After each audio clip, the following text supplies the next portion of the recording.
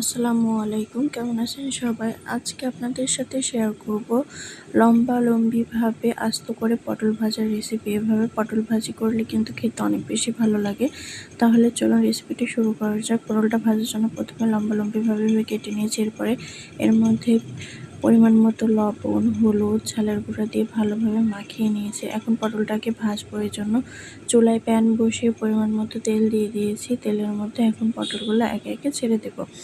এই পটলগুলো কিন্তু কুচি কুচি করে ভেজে খাওয়ার থেকে এভাবে ভাজি করে খেতে কিন্তু অনেক বেশি মজা লাগে।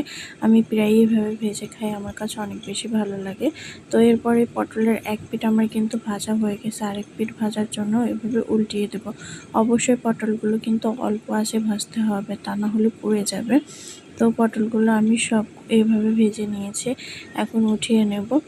আপনারা চাইলে এভাবে পটল ভাজি করে খেয়ে দেখতে পারেন, আশা করি আপনাদের কাছেও অনেক বেশি ভালো লাগবে।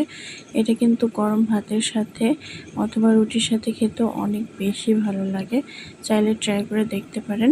এরপরে এর উপরে একটু ভাজা পেঁয়াজ দিয়ে দিয়েছি, এতে করে কিন্তু আরও খেতে বেশি ভালো লাগে।